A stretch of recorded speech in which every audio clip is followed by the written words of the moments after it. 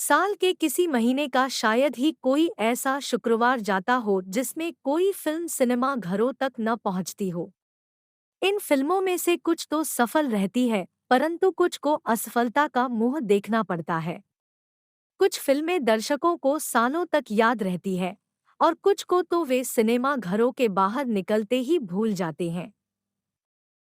लेकिन जब कोई फिल्मकार किसी फिल्म को पूरी लगन और ईमानदारी से बनाता है, तो उसकी वह फिल्म लोगों का मनोरंजन करने के साथ-साथ उन्हें महत्वपूर्ण संदेश देने में भी सफल रहती है और लोगों को सदियों तक याद भी रहती है।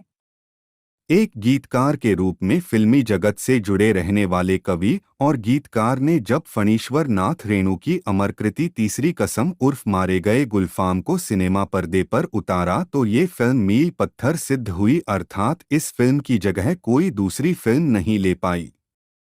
आज भी इतने साल बीत जाने के बाद भी इस फिल्म को हिंदी फिल्म जगत की कुछ खास अमर फिल्मों में याद किया जाता है। इस फिल्म ने न केवल अपने गीत, संगीत और कहानी के बलबूते पर शोहरत कमाई, बल्कि इस फिल्म में उस ज़माने के सबसे बड़े शोमैन राज कपूर ने अपनी सभी फिल्मों से ज्यादा बेहतरीन एक्टिंग करके सभी को आश्चर्य में डाल दिया।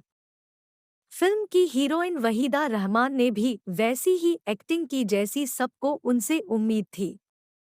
इस तरह एक यादगार फिल्म होने के बावजूद तीसरी कसम को आज इसलिए भी याद किया जाता है क्योंकि इस फिल्म को बनाने के बाद यह भी सिद्ध हो गया कि हिंदी फिल्म जगत में एक सार्थक और उद्देश्य से भरपूर फिल्म को बनाना कितना कठिन और कितना जोखिम भरा काम है।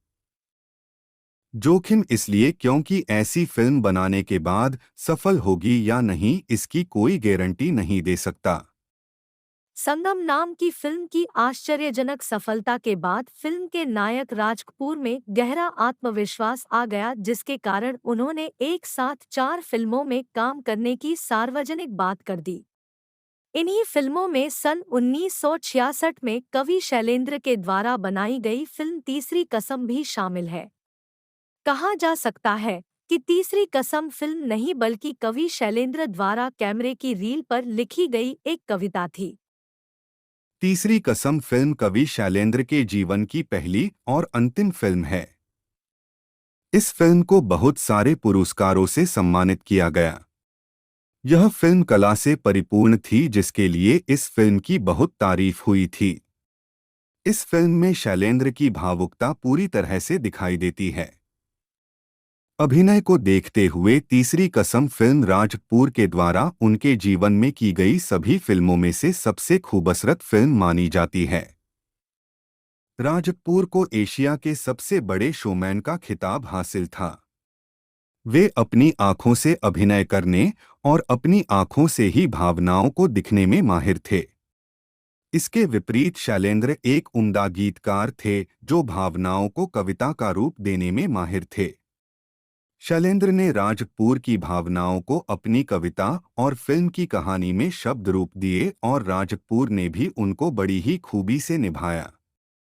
श्री 420 फीट का एक गीत, प्यार हुआ, इकरार हुआ है, प्यार से फिर क्यों डरता है, दिल की एक पंक्ति, रातें दसों दिशाओं से कहेंगी अपनी कहानियां। इस पंक्ति में संगीतकार जयकिशन ने आपत्ति जताई थी, लेकिन शैलेंद्र इस पंक्ति को बदलने के लिए तैयार नहीं हुए। वे चाहते थे कि दर्शकों की पसंद को ध्यान में रखकर किसी भी फिल्म निर्माता को कोई भी बिना मतलब की चीज दर्शकों को नहीं दिखानी चाहिए। उनका मानना था कि एक कलाकार का यह कर्तव्य भी है कि वह दर्शकों की पसंद को अच्छा और सुंदर भी बनाने की कोशिश करे। शैलेंद्र ने जो भी गीत लिखे वे सभी बहुत पसंद किए जाते रहे हैं। शैलेंद्र ने कभी भी झूठे रंगड़गे या दिखावे को नहीं अपनाया। उनके गीत नदी की तरह शांत तो लगते थे, परंतु उनका अर्थ समुद्र की तरह गहरा होता था। इसी विशेषता को उन्होंने अपनी जिंदगी में भी अपनाया था और अपनी फिल्म में भी इसी विशेषता को साबित किया था। तीसरी कसम अगर सिर्फ एकलौती नहीं तो उन कुछ सफल फिल्मों में जरूर है जिन्होंने साहित्य रचना के साथ 100% न्याय किया है। तीसरी कसम फिल्म की यह खास बात थी कि उसमें दोहक को किसी भी तरह बढ़ा चढ़ाकर प्रस्तुत नहीं किया गया था, उसमें दोहक को जीवन की सही परिस्थितियों की ही भांति प्रस्तुत किया गया था। तीसरी कसम की जो मुख्य कहानी है वह खुद लेखक फणीश्वरनाथ रेणु ने लिखी है। कहानी का एक छोटे से छोटा भाग, उसकी छोटी से छोटी बारीकियां फिल्म में पूरी तरह से दिखाई देती है।